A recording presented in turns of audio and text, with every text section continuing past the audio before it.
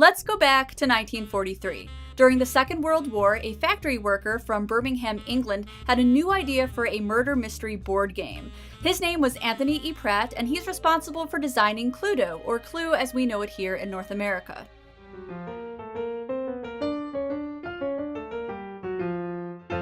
Pratt studied music in his youth and had a career playing concerts in hotels, and these hotels offered entertainment in the form of murder mystery parties. They aren't as common today, but during the first half of the 19th century, they were extremely popular.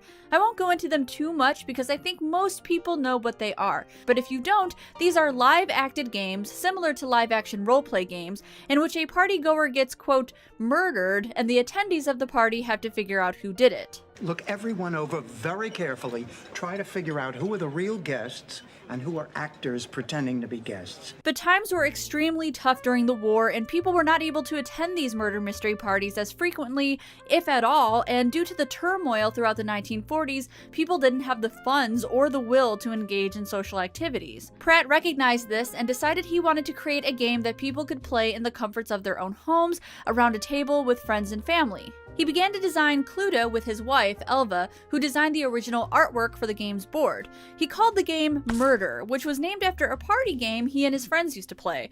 In 1944, Pratt applied for a patent. He acquired it in 1947, and not long after, he and his wife presented their creation to Waddington's, a card and board game publisher, and sold them the rights that same year. One of the executives at the company renamed the game to Cluedo, which is supposed to be a play on the word clue, and the game Ludo, which is the Latin word for I play. Post-war shortages delayed the game for a couple years. It wasn't officially launched until 1949, which was also when Parker Brothers purchased the rights for the US publication. They renamed it Clue.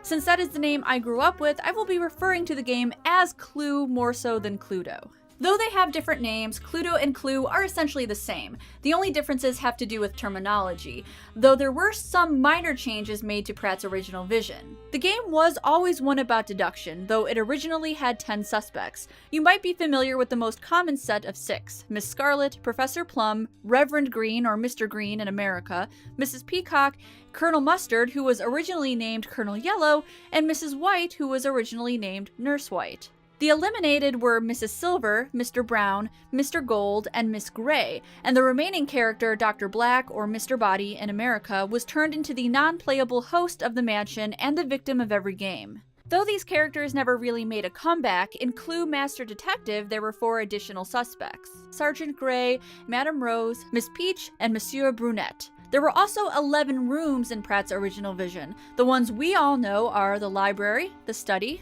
the hall, the ballroom, the kitchen, the dining room, the conservatory, the billiard room, and the lounge. The other 2 rooms were the cellar, which was cut as a playable location, and the gun room, which was cut altogether. Guns don't solve problems, believe me, I should know. Well, I say, very progressive, Colonel Mustard. And let's not forget about the weapons, every parent's worst nightmare. Who knows how many mouths and ears and noses these tiny little pieces have been in. By the way, before I show you the weapons from the game, I'd like to point out that this is the version of Clue I grew up on, and will be the one I'm showcasing a lot of. Isn't it great? It just reeks of the 1970s. The weapons were commonly made out of pewter, much like the Monopoly tokens post-World War II, with the exception of the rope, which was originally string but is now commonly plastic. My personal favorite was always the candlestick. In fact, I'm pretty sure it's Clue's fault that I have a fascination with them and I always seek them out at thrift stores. The weapon set most people are familiar with has the aforementioned candlestick alongside the lead pipe, the rope, the revolver, the wrench, and the knife. The original prototype had a lot of different weapons on the table: a bomb, syringe, cudgel, fireplace poker, axe, and poison. A few of those weapons came back for different versions. In fact, you can find the poison in a lot of recent iterations. Though some changes were made to Pratt's original design, for about 40 years that classic Clue formula has remained about the same: 6 weapons, 6 suspects, and 9 rooms. And then Hasbro came in, bought both companies, and things got a little weird.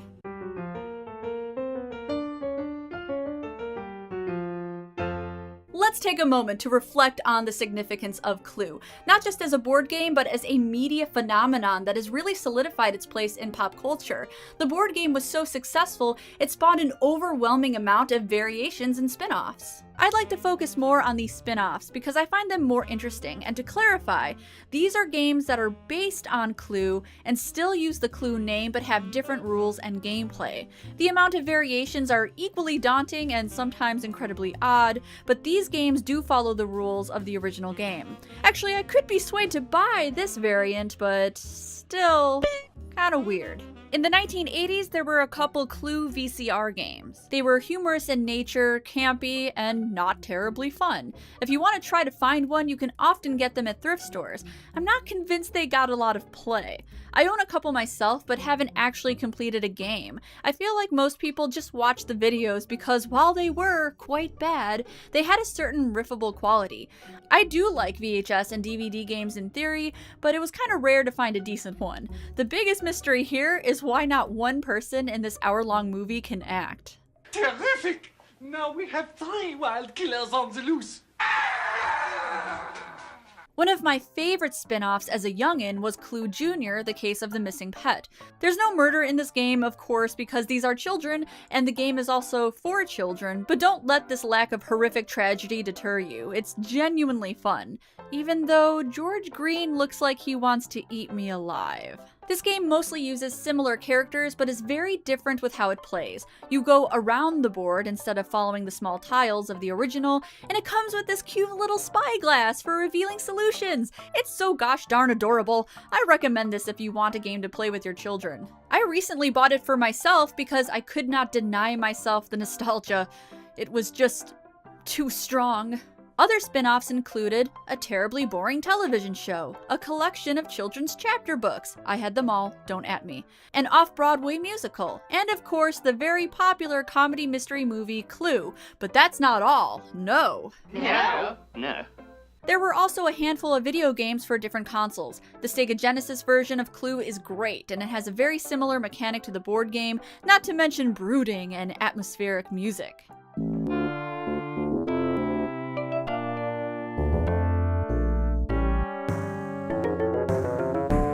There are of course a handful of computer games as well. My personal favorite is the 1996 board game FMV game Hybrid released by Hasbro Interactive.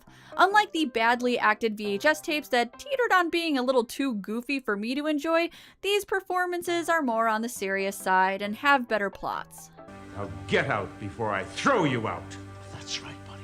First steal my ideas, and then threaten me. That's about your level, isn't it, eh? Hey? I'll show you what I think of your patent! Even though the previous companies did release a lot of these spin-offs under the Parker Brothers names, it wasn't until Hasbro acquired the franchise that we started seeing all of these weird themed Clue games, and not long after they started changing up the rules, adding new elements like more suspects, weapons, and settings, and people didn't really like it. In 2008, Clue got a pretty dramatic makeover. It was called Clue Discover the Secrets, and the rooms of the mansion were modernized with the inclusion of the spa and the theater. Some of the characters were changed as well. The Colonel was made into a former football player, and Professor Plum became a rich video game designer. Obviously, Hasbro found Clue outdated and wanted kids to grow up on something that felt more present day, but I don't think that's the main reason it was criticized. We've been subjected to character and board game design changes since the game was launched. I think people were more upset at the added and changed rules because they strayed pretty far, in all honesty. So in 2012, Hasbro went back to the version that was closer to Pratt's, though there were still some changes in terms of board and character design. These are the character designs from the 2013 edition. Oh, Mustard, such a dude bro. The board also went through some changes. It has updated rooms like the garage and the living room, and if you flip it over, it's a lovely beach scene. Welcome to Clue, Millennial Edition. In 2016, Hasbro released an edition that removed Mrs. White and replaced her with a new character, Dr. Orchid, which was met with some resistance, but definitely not the same vitriol as when they changed the formula or added superfluous rules and game elements. That all being said, what exactly is it about Clue that has made it such a force in pop culture?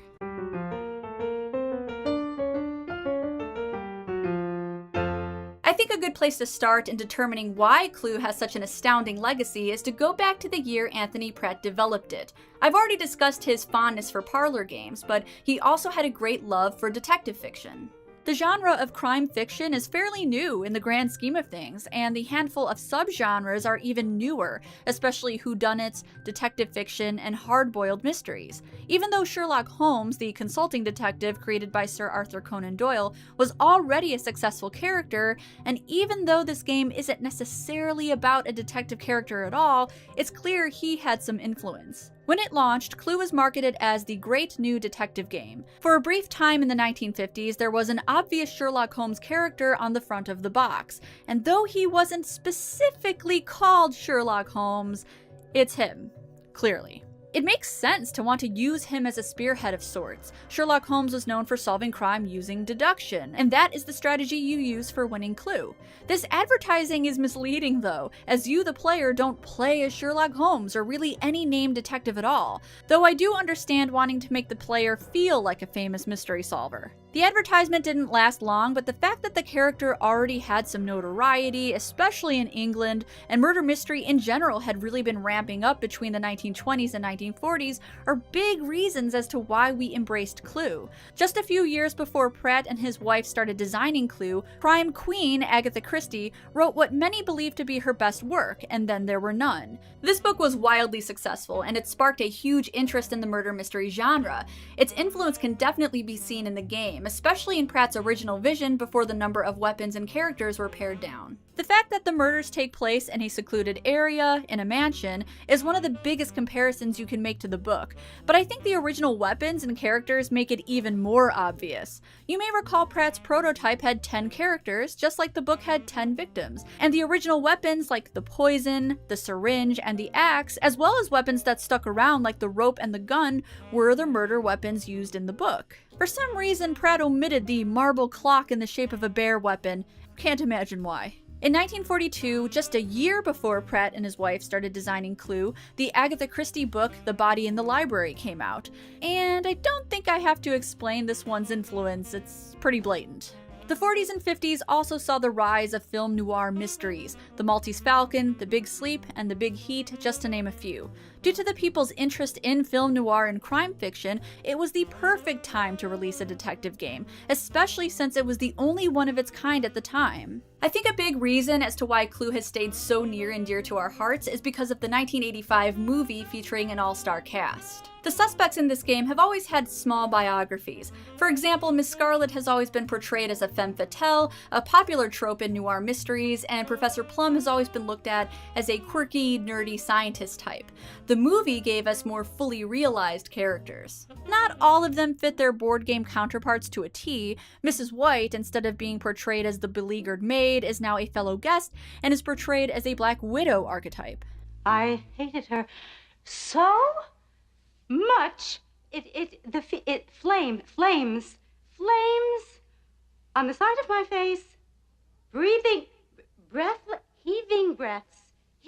The character names from the game now serve as aliases to align with the film's plot. Despite these differences, the movie is undoubtedly a Clue movie as opposed to just a mystery comedy. It uses the weapon set, the rooms, the setting of the ominous-looking mansion is perfect, and it's just really funny.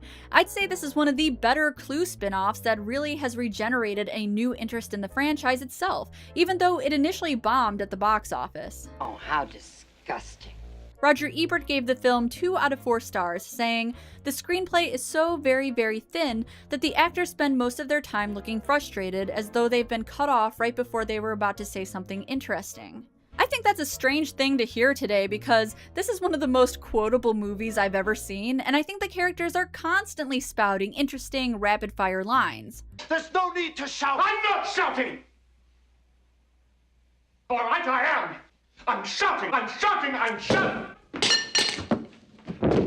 Maybe this is what initiated my interest in candlesticks. I don't know, I just really like them, and it's most definitely not due to sinister reasons. For such a simple game, Clue has stuck around for a really long time, and it continues to inspire more spin-offs and variations than we know what to do with.